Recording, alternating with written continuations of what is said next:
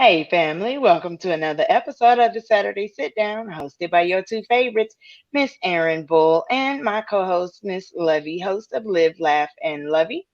I hope you all have had a wonderful week. Miss Lovey, how are you? Good, and you? I'm yet holding on.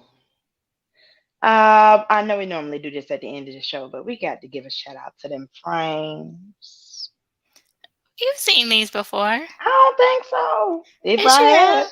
It's been a while since I've worn them. Oh, okay. Well, welcome back to the frames then. I like the Macy Grays. What? Macy Gray. Yeah. So she Okay. wore the big frames like that. That's what I want Oh, to think of. But I like her. thank you. How was your week? Busy. Yes, first of the month. Yep. Busy, busy, busy time. Hello, V.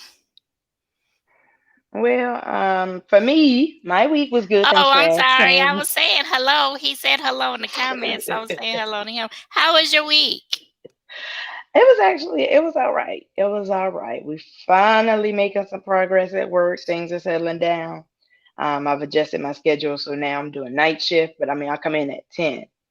So now my days are like 9, 10 hour days as opposed to 12 hours. So, Well, at least you get out and, during daylight. not always.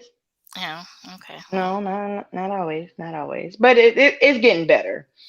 So things are looking up, settling down. Hello, Courtney Jones. Verlin Willis. I was about to call him you his always say I was nickname. going to call him his nickname, and then you wind up I saying it know, but anyway. look, so let me tell you, his mama got a Facebook page now, and she got it there. No more Pookie Willis. Mm, Find your own pet name. But she got outvoted. Everybody jumped on the comments like Pookie forever. Hey, Jermaine. So he just stuck with it. I mean, you can't wait till 43 years later to say, we done with that name. mm. Okay. So how's the physical training going? I saw some exhausted videos this week. Was it physical training or what was it? Physical training. The Yes, my workout, training whatever. was physical. Yes, it was a workout. I can't. Yeah, I'm working with a personal trainer and it's going great. That's what I Um, meant to say. Personal training, not physical mhm, training. Apologize, mhm, but carry mhm. on. Yep, and it's really been working out. I yeah, it will be a continual regime for a minute. Okay. Hmm. So did you decide on one? Because I know you did a session with one person and then you did a session with the other. Yeah, the second person is who I'm going with because it's more one on one. Okay, gotcha. And he Gotcha. really pushes me. Like he really Okay. takes me out of my comfort zone. So, All right. yep. Well, good. Mhm. Mhm.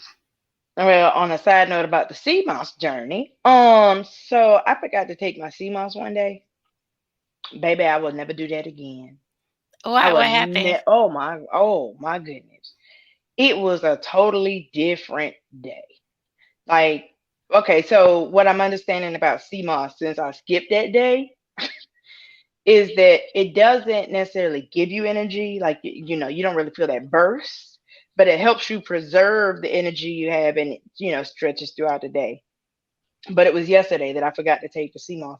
And when I tell you I was dragging the entire day, I mean, I was exhausted from wake up until lay down in the evening time. Coffee couldn't get rid of it, food couldn't get rid of it, getting my day started. I just could not get with it. I was like, okay, lesson learned. I will not do it again. I think I just kind of got cocky a little bit or maybe comfortable, like, oh, it's not really doing anything. I think I got it. No, I won't make that mistake again. Well, good. I'm glad that's working out for you. Yeah.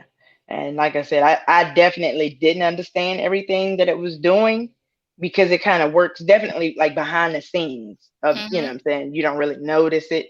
Right. but you notice when you don't have it. Mhm. So Mhm. I Do was you take a sure to take it when multivitamin I too? got home. I do, I do, and that's what I did because I knew I skipped it. I was like, well, I forgot the sea moss. I just take my vitamin and be good. Mm-mm, no, that vitamin was like, oh girl, I can't help you with this. Wait till sea moss get here.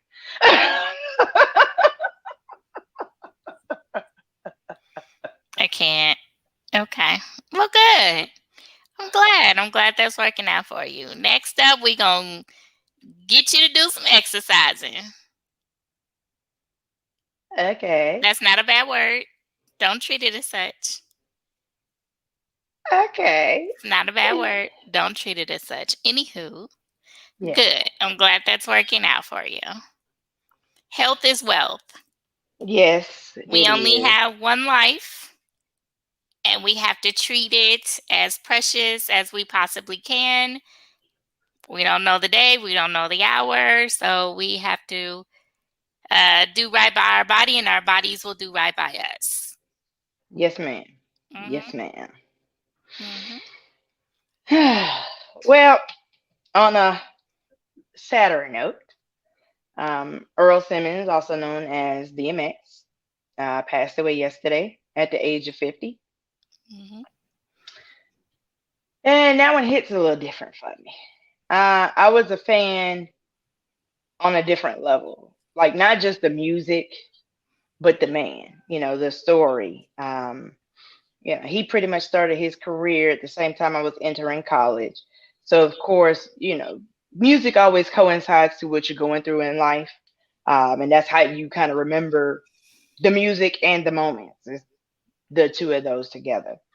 Um, but he was, I wouldn't even call him like larger than life. He was just regular life amplified to Mhm. me.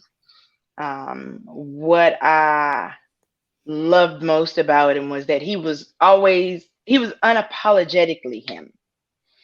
Um, and I think that this one, like I said, it hits different for me. I don't know. Um, I could say a lot of things about a lot of things about him. What I appreciated most was the art of storytelling, and that he was so genuine and authentic about just the realities of life. And of course we know he struggled with addiction.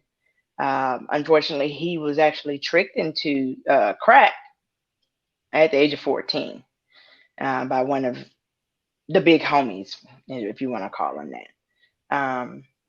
And from that point until the day he passed, he struggled with addiction.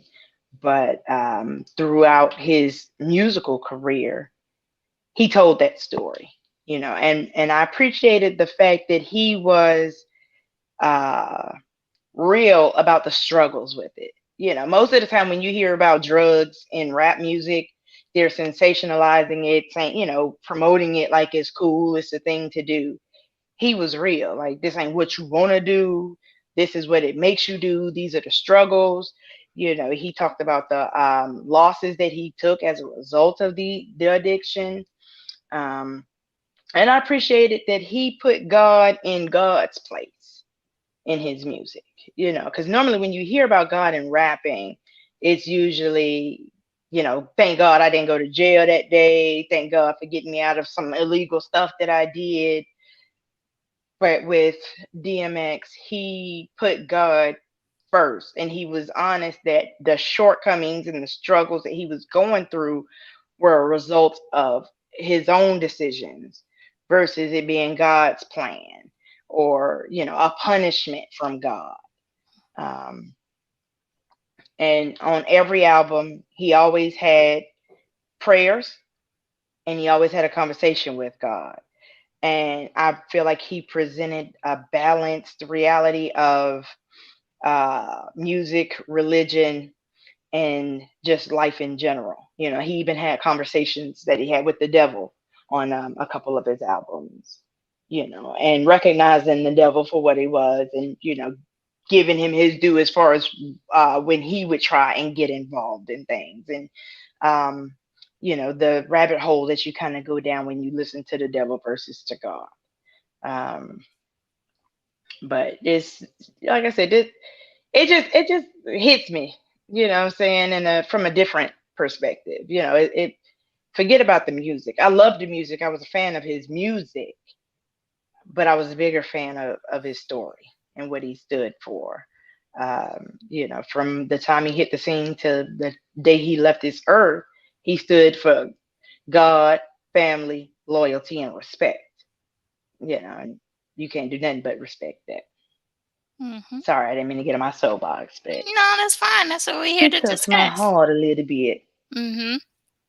Yeah, I would concur with everything that you mentioned.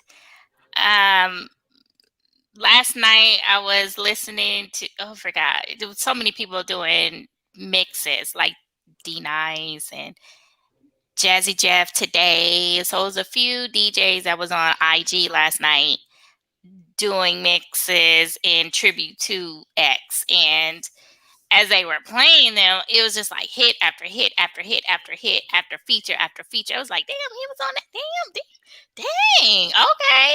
So yes, musically he was awesome. And then for the person, the first time that I really took notice to DMX was at the Hard Knock Life tour. And this was in 99 because it was two acts that really stood out to me, Jay-Z and DMX. Okay. When I tell you that was probably, it's probably about three good concerts that I've been to in my lifetime that has really stood out. But that right there is the one that's hands down the best because it was DMX, Jay Z, LL, Redman, Method Man, and there was another person on that bill. But when he completed his show, he ended it with a prayer. Have you ever seen him live? Yes, because like you said, he came out in nine. Well, I think his first album dropped in '98. He started doing tours in '99, which was when I graduated high school and went to A&T. So it was the Rough Rider tour that was Mm-hmm. our homecoming concert. Mm. So yeah, I saw him at the Coliseum, Yeah, and so yeah. And to hear him give a prayer live, you really feel like you sitting in somebody's sanctuary. right, Like he captivates you. Like this mofo sat up on this stage and said nigga about 1,012 times, but the minute he said God, you be like, wait a minute, like I couldn't, like I'm quite surprised that he and people of the likes of like Kirk Franklin, Fred Hammond, and more modern gospel artists never collaborated with him right. because I could see that. I mean, if Snoop could do it, why couldn't DMX? Right, right, right, right. So, um, his music, because I've always been a lover of East Coast music, but some East Coast music I couldn't necessarily relate to because it was like a little too gritty for me. Like, if you're talking about the hardcore streets, I don't understand that because that's not where I come from. I know of it, but I'm just not very familiar with it. So some of his music I can relate to, but the anthems, oh yeah, all day long. But he and Aaliyah's Back in One Piece, oh that was my jam. Especially when I was dating a D boy. Right. As long as you make it back in one piece, we good. But yeah, it's he is definitely going to be missed because the last, well, I don't know if that was the last interview, but one of his last interviews was with Wendy Williams. And when I tell you he looks so good, he looks so clean. He looked clean. He looked, you would have thought that that was his moment. He was going to get his act together and it was going to be great. But um and then sit down they did with Ayala Van Zant. She was like, she asked, are you over drugs? Are you done with drugs? And he was like, I'll never be done with drugs. It's an everyday battle.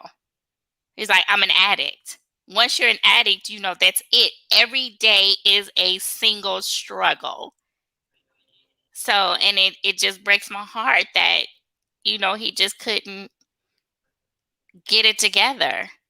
I And know. then and it makes me wonder, like for an addict, for a substance abuse, for someone who uses a substance, when they take that hit or when they pop that pill, does it ever go in their mind like, um, what if this? What if this is the last one? What if I don't wake up after this? I don't think that that goes into their mind. I will say, just from my experience with dealing with people that have addiction problems, every time they do it, they know that they shouldn't. Hmm. I mean, You that's just know, like when you having you fornicating and you ain't got no business doing it. Like, dang, I know I ain't got no business doing no hokey pokey, but this mess feel good in the mug. So I get it. Addiction is addiction across the board. Period. and so before we get all the way into addiction, because I do want to dive into that, I want to say a few more things about DMX.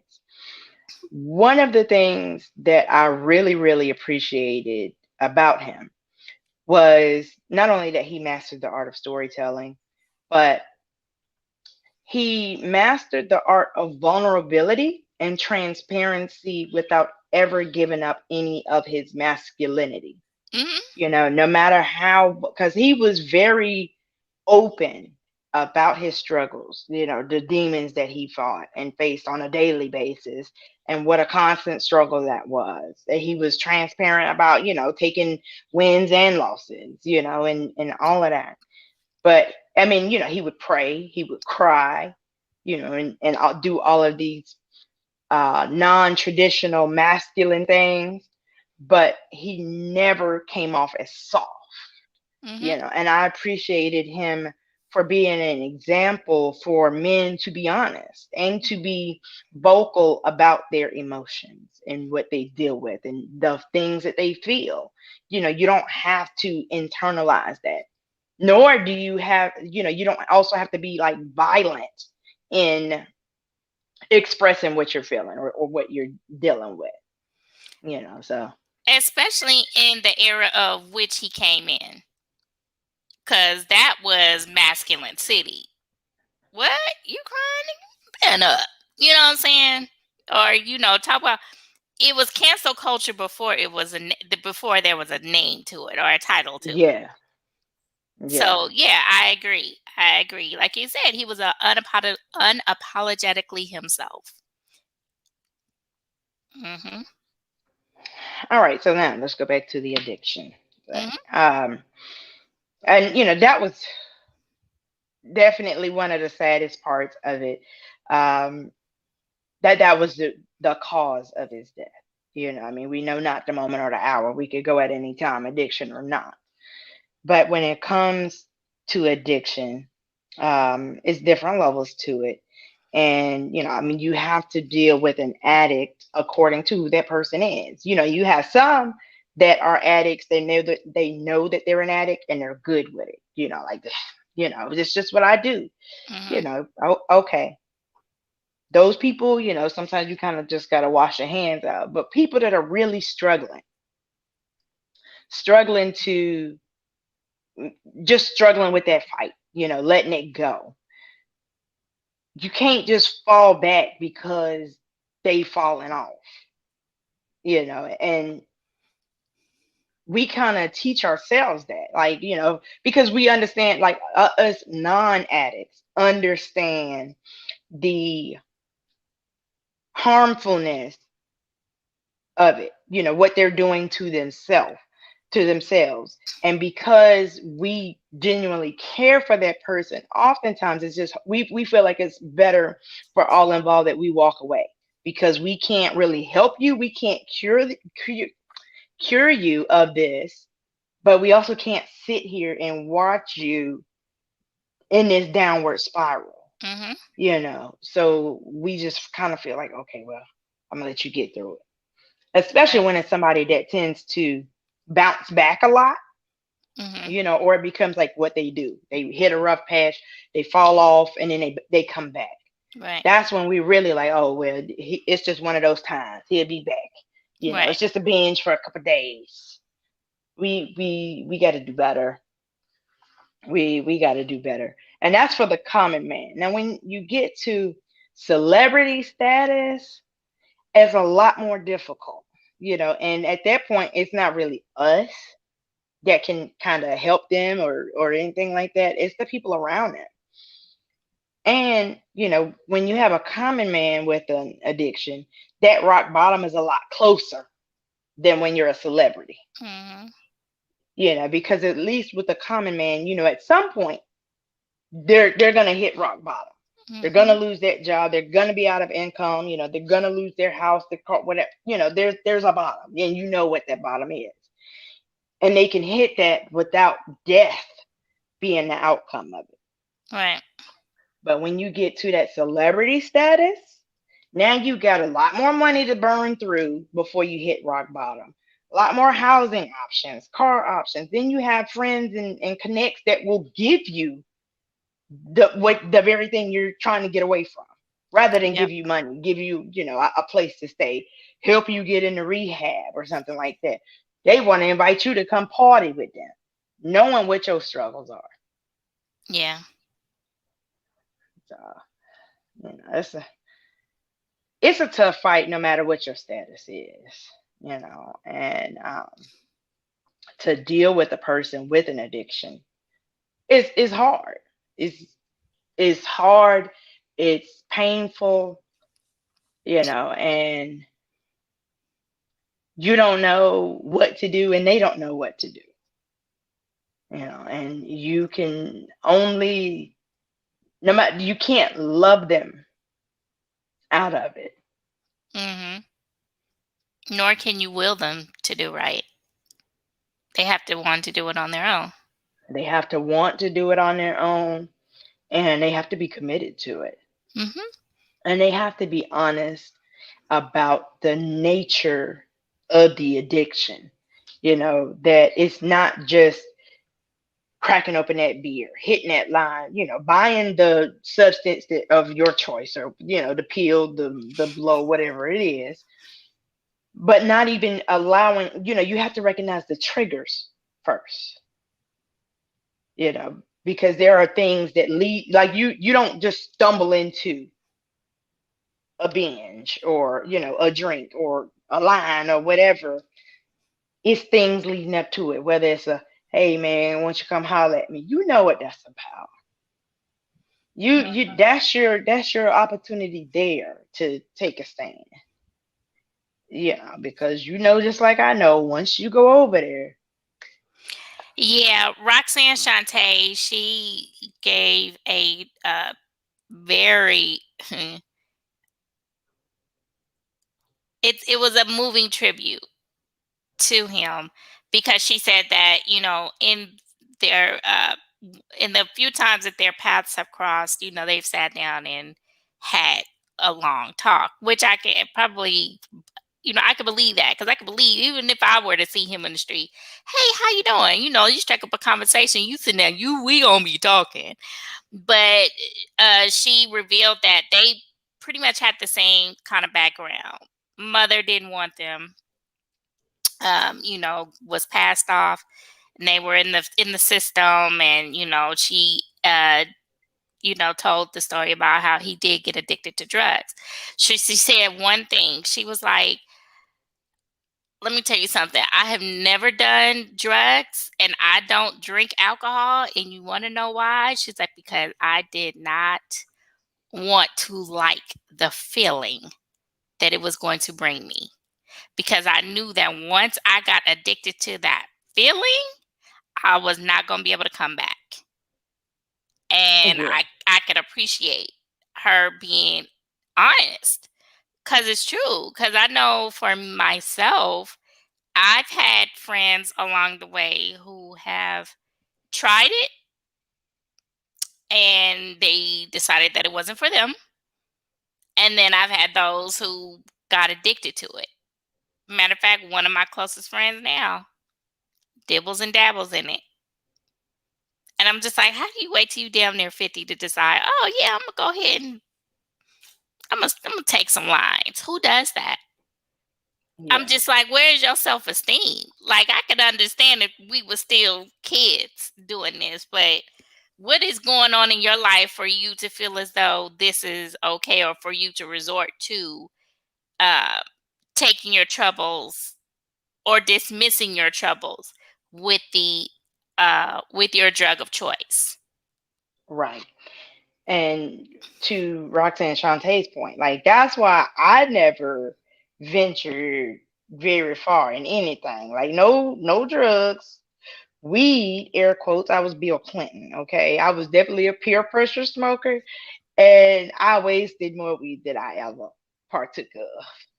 But and even with alcohol, I was always cautious. Now, I mean, I went through my younger phase where I turned up and got as drunk as I could get drunk. Yeah, I mean, as drunk as I could get to see how long does it take? What does it take? Whatever.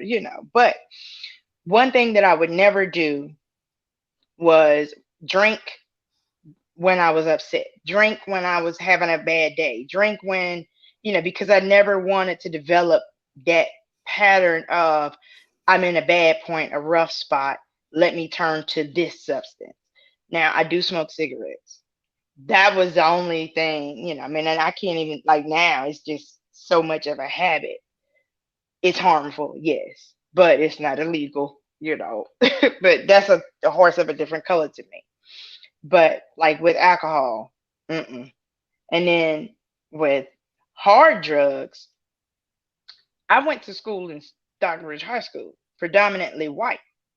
And even when I was in high school, there were kids on drugs.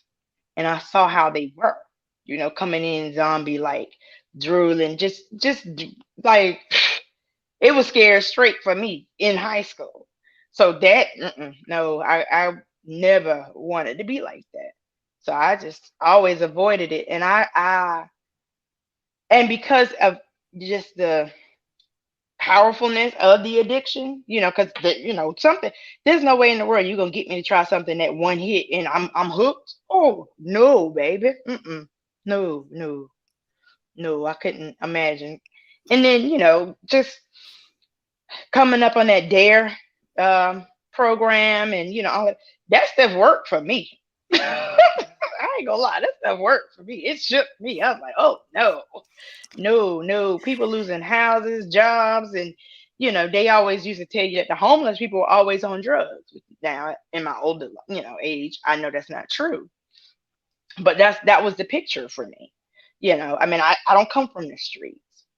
So it wasn't until I was 20, 21 years old that I started seeing functioning addicts, meaning people that had addictions but still had jobs, had cars, had families, and had these things that I was always told you would never have if you use drugs. So I started to learn the reality of it, but I mean, it still never attracted me. Yeah. So we had an addict in my family, my uncle, and let's see, up until maybe I think I was in the eighth grade. It was either eighth or ninth grade when this particular situation happened. So I remember I came home and my uncle was there. He was staying with us, right? Me and my grandmother. And my grandmother used to have pieces of my mom's jewelry that she would kind of drip off to me here and there. Oh, here's one of her rings. Oh, here's something of hers. So I remember I had one of her bracelets, right? It was a gold bracelet. And I remember either I broke it or I just couldn't fit it. I couldn't remember. There was a reason why I put it on the TV. So, back in the 80s, we had the floor model TVs.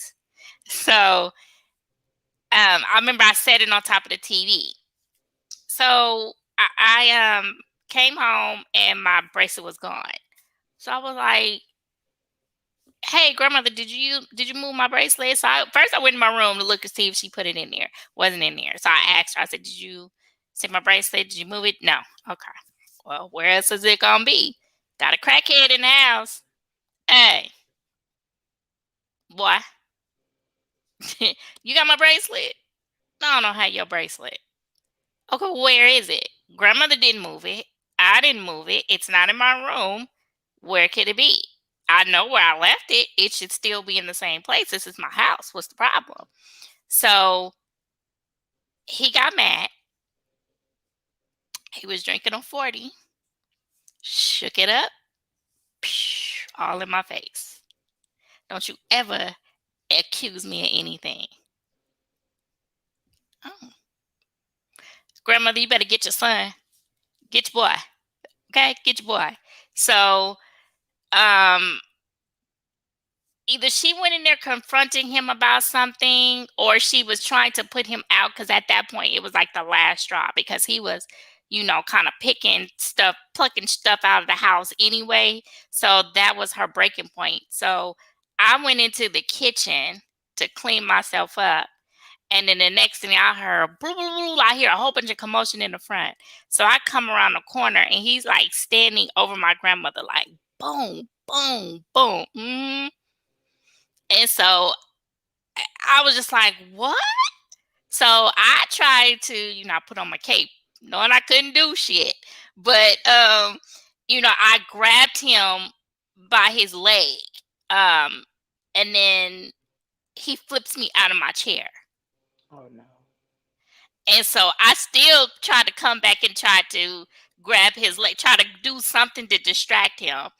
And so at that point is when he left. He fled. And my grandmother's eye was hella big, and but before he left, he acted like he was a white boy and flipped over tables and stuff, and so he, like, the house was trashed. Mhm. And so I had already known, don't even get into all that, but after that I was just like, nah. And then we had a couple of guys in the neighborhood who was terrible off this. One was an alcoholic, one was another drug addict. So I saw what it looks like. Because again, you guys know I'm from Oakland. So, I've seen a lot of stuff. But for me, it was just never a thing. It was just like, I want no parts of that. And then too, I'm too vain for that. You want me to put that up my nose, up my cute little nose? You see this? No, homie, that ain't gonna happen. That's not gonna happen. But I did have a friend. One of my friends, her boyfriend was on drugs, right? So she wanted to see what it was. Why do you want to do this? So she decided to try it out. Well, let me see. So she snorted some cocaine. And her description of it was like, oh hell no. Have you ever heard, has anyone ever described to you what happens when they No. snort cocaine? Okay. So when they snort it, it's like a constant drip. Right. So, you get high off of that first sniff and then it kind of sits there. So I just picture it like a IV drip. So, it's in the little tube and then it just drips every now and again, it'll just drip down. So you almost about to calm down a little bit and you're like, oh, wait a minute, there it is. Oh And no. right. And so that's why, you hear them, because Mhm. it's dripping down. It's like a nasal drip. Mhm. And so when she explained it like that, I was like, oh, hell no. Oh, no. I'm cool, homie. Like, not that I would ever want to anyway, but that right there, nah, I'm good. Mm-mm. Mm-mm. Yeah, I mean, of course, like I said, outside of cigarettes, I've never had an addiction, so I don't even understand what could draw you to do it the first time. You know what I mean? Obviously, after that, it was the first time that draws you back, because you're always chasing that first high that you never find. And Mm-hmm. that's what develops the addiction. And just seeing, how people react when they don't have their substance of choice or Right. substance of abuse. I won't even call it choice. You know, I never wanted to be that person, what I mean? Mm-hmm. And I couldn't imagine being that person, because you're literally not in control of yourself. Like, because once they have what they need, they can talk to you, they can make sense, and tell you don't do this, and this is wrong. But But you still doing no. it. Mm. So I've seen it on different levels. There was a point in time where I was staying with a crackhead. Didn't know she was a crackhead until we moved in. Yeah. So this was when we were staying in the West End with what's it, Rubik's Cube, and we moved in with Miss Ann, and she invited us in. She had, obviously enough room. It was like a one, two, three or four bedroom house. And those are the straight up and down houses. You know how they are in the West End. On the city blocks. It's a big house, but it's not wide. Mhm. It was built like that. So I had a upstairs, downstairs, finished basement, all that, whatever. So I had dealt with her in passing, and I just saw her doing corn liquor or drinking corn liquor and smoking weed. I was like, oh, okay. It was kind of normal, except for the corn liquor thing, but whatever. Mm-mm. And then so finally we moved in, and she's sitting there with the handle from a milk jug, a piece of the curly The cake, plastic. yes, the scrub pad. So like the part of the silver scrubbing pads. My mama calls them curly cakes. I don't know what they really call. Not the Like the Brillo pad, but the SOS. not the ones with the soap in them, but it's just a ball, like a silver Oh, like the aluminum Brillo. ball. Yeah, Uh-huh. a piece of that in there, and it smells like burnt tires. I mean, and that smell is a totally different smell. It smells like nothing. Crack smells like crack. There is nothing else that smells like crack. Period. Oh my god. Ooh. And then she told me, "Well, you live here now. You might as well know." Just, no. And she would be so hot and cold. Like when she had what she needed, I was baby girl. We were friends, all this or whatever. But if she didn't have it, she was trashing her own house. I was everything but a child of God. She was taking knives to guys that was in the house because they wouldn't give them none. She was trying to give her goodies away, everything. Like not the goodies in the pantry. Okay. Oh, whoa, whoa, Chad. I was like, oh, I done messed up. I done messed up. And I mean, it just, oh, yeah. Wow. Man, it was like, okay, like real life Holiday Heart. The way that what was her name? Um, Nikki? No, Nikki was the daughter. I don't know. I've Alfred never Woodard. watched What the was movie. her? Oh my God, you need to. But anybody that has seen Holiday Heart, that's how this lady acted in real life. From the movements to where she would, she like her wig was awful, like worse than my natural hair. But she would think that she was fly and then try and do this pose, trying to sell herself for what she needed. Yeah. Yeah. It's funny because when you mentioned the smell, what it smells like. So Leroy, he when he first started selling drugs, he would store it in the house, right? So he kind of like hid it in the wall. So his dad found it Mm. and smoked it all. Oh.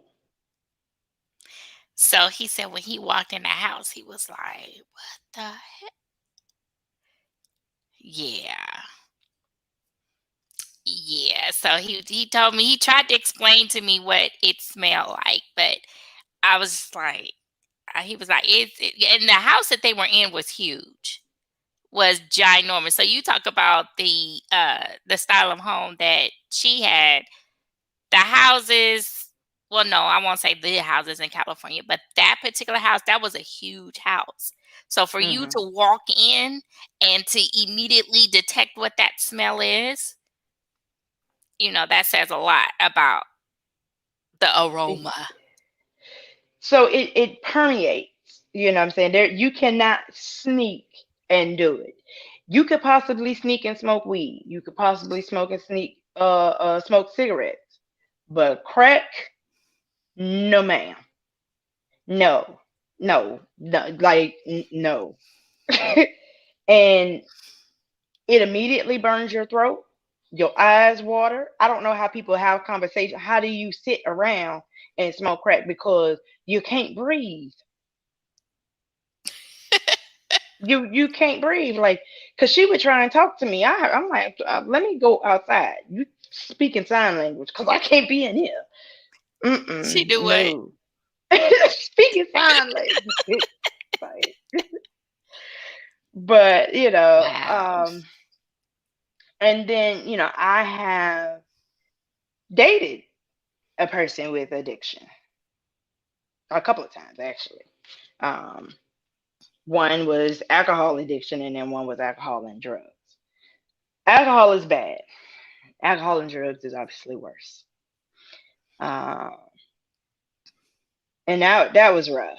But the first relationship that I was in, that was just the end. I was like, okay, no, because he was perfect with it. He didn't see any need to make any adjustment, and his drinking was so bad, he would piss in the bed, Mm.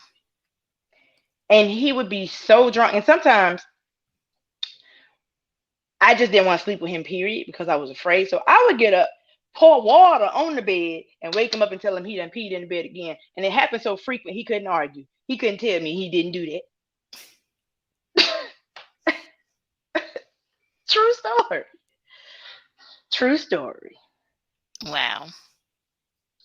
And Wow. then with the alcohol and the drugs, that was a different circumstance. And that one was hard because he wanted to not do it, but he would constantly do it. And when he would drink, like drinking was the gateway. They say that weed is a gateway drug. It is not. Mhm. Alcohol is a gateway drug for anybody that is open to other addictions. Right. Alcohol is a gateway drug. So if he would drink, anything goes after that point. And there was no such thing as just a social drink or just a beer or two. No, there was no such thing as two beers. It is two beers this time, two beers in 5 minutes. Like, I'm talking 36 beers in 24 hours. See, I can't. I'm barely good with one, and y'all be Right. talking about me with that. Right. And beer was like, for me, if I drink a beer or two, like especially now because I really don't drink like that. If I drank three beers, we better be near the bed. Right. Y'all, or just wake me up when we get there, cause I'm be sleeping. Oh, but no, for him, that was like Red Bull. He He would be gave up for him wings. 24 hours. Yeah, be up for 24 hours. Be trying to drive everything. So Oh, I'm not drive. I'm trying to like stay like pace myself, right? So at first I thought, well, if I drink with him, I can offset that. Like, I'll just have a beer or two, and I would even take a beer, pour it out, get another beer. Saying this, well, I'm only You split wasting drinking. beer? Girl, you don't understand. The That's struggle was alcohol real. So abuse. I thought if I could run through the beer, and then once we hit the end of the beer, then be good. Because right now we all drunk, we can't go nowhere to get no more. Oh no, we were never too far from more. And it got to the point to where it was obviously interfering with us, because at this point, when you are intoxicated for the majority of the time that we're together, that's not quality time. Right. And there are conversations being had and even actions taking place that you are not aware of once you sober up, whenever that might be, you know. And because I was against the drinking, because I knew that that was the gateway for him, now we have issues. So now what does he want to do? Get away from me and go see friends that ain't gonna tell him that it Right. ain't good for him. Exactly. Exactly. Oh my You gosh, know. that just jogged my memory. So it's this one guy who I was messing with. No, I won't even say messing with. We were dating. Okay. And every time he would come over my house, he would always have a drink, right? A bottle. So I'm like, why he always got a bottle? So one day, and I hate to be graphic, but I was like, you need to have a drink in order to have sex with me? Oh, that ain't it. That ain't it. Okay, but why you always got to have a drink in tow? What is this? And it's not like you coming over, hey, have a drink. You done had a hard day too. No, it was just for him. Mm, So I was like, nah, I'm cool. It talk about addiction. Relationships can be addictive too. mm, And he was that for me. But I think the straw that broke the camel's back for me, not even I think, I know. He got up, and usually when someone would get out of the bed, I don't feel it. But this one particular night, I felt him get up out the bed to go to the bathroom. And how my apartment was set up then is like his side of the bed would go straight into the bathroom, through the closet, straight to the bathroom. And I heard him open my cabinet, and I heard pee, oh, he peed in the cabinet. thinking it was a toilet. I got him. I was like, "What are you doing?" And he was like, "I'm going to the bathroom," because he was just had toe up. I was like, "No, you're not. You're in my cabinet." He got embarrassed, picked his stuff up, and left. So you Oh just gonna yeah. leave my cabinet all pissy like that? Mm. But luckily, it didn't go all over the place. Luckily, see, God was on my side. It went into a jar. So I was like, "Oh, thank you, Lord." But yeah, this man,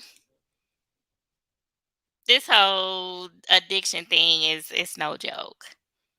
It's no joke. And especially when you are loving somebody that has an addiction problem. Mhm. That's hard. And the biggest thing about it is it's hard for those of us that have never had those tendencies to understand theirs. Right. And that was the thing for me, is that I wanted to understand. Well, help me to understand so I can help you to help you. Mhm. I mean, because I knew I couldn't fight it for him. Right. you know but because I don't have that, I mean, I couldn't understand it. And I'm just grateful that he was committed to being done with it.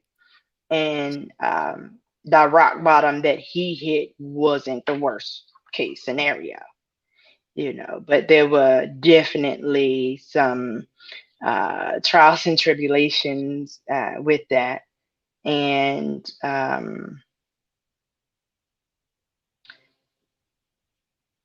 it was it was hard. Yeah. It was hard. Mhm. And the just to watch somebody just be in that, just with self-deprecating tornado, because you get into a tough situation and you start abusing substances to escape that. Now you're feeling guilty because you are doing what you said you weren't going to do. Mhm. You have now, fallen back off the wagon. Now you don't want to come around anybody because you think that everybody's going to know. Yep. or be looking at you, judging you, Or and against really, you. yeah, or against you, Hmm. you know. So now it's a running high game. Right. And that running high part is scary because you now have an intoxicated person under the influence of alcohol and drugs behind the wheel of a vehicle. You don't know where they're going, and 9 times out of 10, they don't know where they're going. Mm. And they're embarrassed, they're ashamed. So, calling doesn't help. Right. Turning off their phone just so you can't even reach them so that they're not ignoring phone calls, or the communications that you do have is so jumbled because they're intoxicated. They're Hmm. intoxicated, their adrenaline is rushing from the drugs, you drunk, you driving, and you discombobulated because you don't even know where you are. You don't Right. even know where you're going. And you really can't even call for help because you don't know where you are. You It's a lot. It is definitely a lot. Hmm. And the part of it for me that was worse was when he would run from me to the friends that would encourage those behaviors, and now you out there messed up, and who they calling to come get your messed up behind? Yep. Me. Yep. Yep. Yeah. It's hard. It's hard to love an addict. It's hard. My It's hard even as a friend. It's just hard. 'Cause like you said earlier, there's nothing that you can do if they're not willing to one help themselves or to get the help. Yeah. So, and it's not like people in DMX circle didn't try to help him. Everybody tried to help him, especially Swiss Beats. You know what I'm saying? So it's just like he had people in his corner, but he just wasn't ready yet. But he's at peace. Totally at peace. I'm so happy. Like we're sad that he's not here in the physical, but in the supernatural, I'm so happy that he's at peace. And he doesn't have to deal with the garbage that's down here on earth. Yeah, I mean, and that's the case for him. But there are still people here today that are fighting demons Mhm. that he fought, you Mhm. know. So DMX is gone, you know, he is at peace. But we have to be aware of those within us that are still fighting demons. Yeah. And as again, for those that make a decision to give it up, you are an addict for the rest of your life. Every day is a conscious decision to not go backwards. Right. You know what I mean? Every day of sobriety takes some considerable effort. Right. It's more than just like you and I. We just wake up and either we awake or we're tired. But we just get some coffee, breakfast, or whatever gets us going, and we good, and we don't have to think about anything else. But for those, that's something that they have to deal with every day, Yep. every day. You know, and we again, when people fall off, we can't fall back. Yeah. And I get that it's frustrating, and it's definitely frustrating to be on the outside, but you have to be mindful of what it's like to be on the inside. Mhm. And when a person falls off and you fall back, you kind of validate all the reasons that they fell off. Because part of the reason that they choose that is that they feel like, even if it's not true in their perception, their mind, because there's some level of unsettled issues, and maybe I won't call it self-hate, but self anti-love, we'll call it that, because they don't necessarily, they just think that they're unlovable, nobody loves them, nobody cares, and then here it is, they're in this bad situation, and now you fall back. They were right. They made the right decision to go back to that alcohol or go back to that drug of choice, because everybody around them has washed their hands. Right. But again, that's something that has to be a choice that they want to make. We can't force it. You can give them all the justification in the world, but until it comes from within themselves and they understand that, yeah, it's time to lay it down, there are other options. There are other ways that you can get through difficult times other than choosing this addictive substance. It's going to be an ongoing battle. Right. And celebrate every step. Celebrate every step. And for those that have overcome addiction, I'm proud of you. I've never been a person afflicted with that, but I do understand that it is a constant struggle and it's a daily decision to stay sober. Right. So if you have chosen sobriety, I'm proud of you. And keep going. We need Mhm. to. Mhm. You matter, and no matter what your demons tell you, there are people that love you and care, and you matter to us. Absolutely. And I guess we are just about out of time. I'm trying to see, is there anything else that I wanted to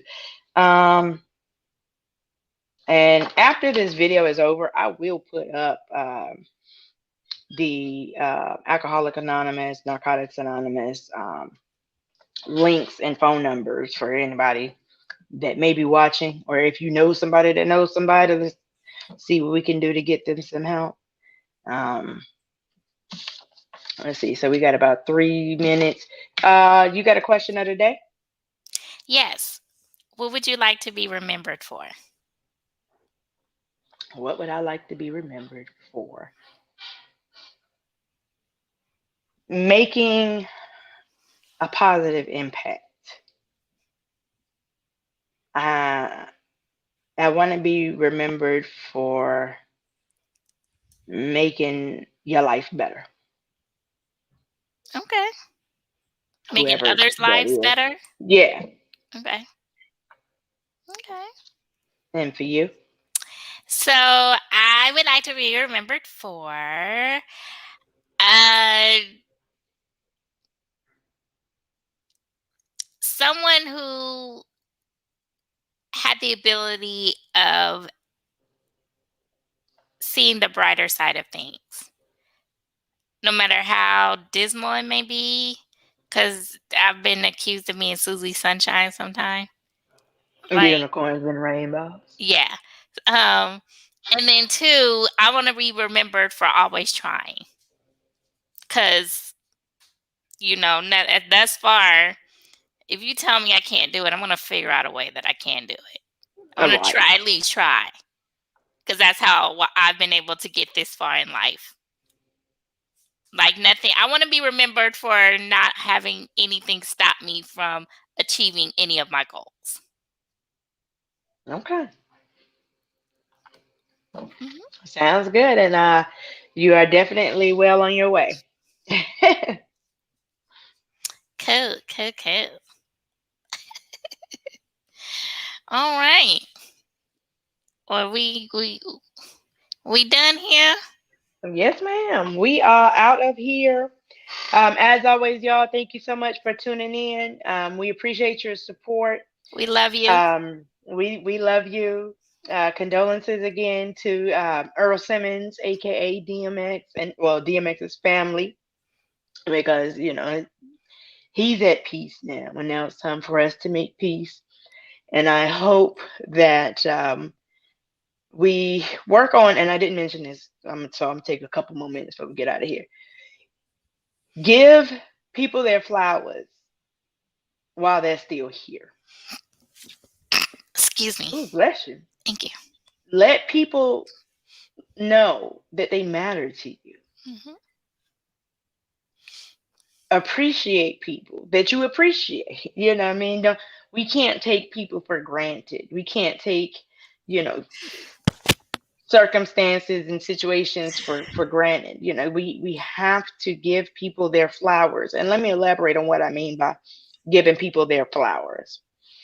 That doesn't mean literally flowers, okay? Because I said something about it on Facebook, and they were like, "Well, can I get cash app?" It's just making sure that the people What? that matter know. Yes, it's making sure that people that matter to you know that they matter to you. We can't wait until they're in a coma, on life support, or dead and gone to come out and want to celebrate and talk about what a good person they were. Tell that good person what a good person they are now.